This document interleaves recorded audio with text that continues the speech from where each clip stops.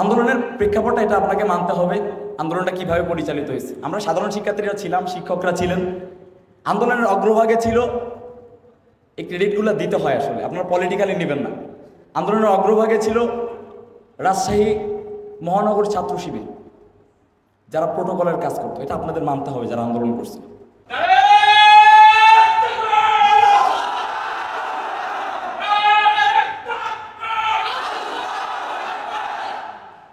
শাবাশ, আলহামদুলিল্লাহ।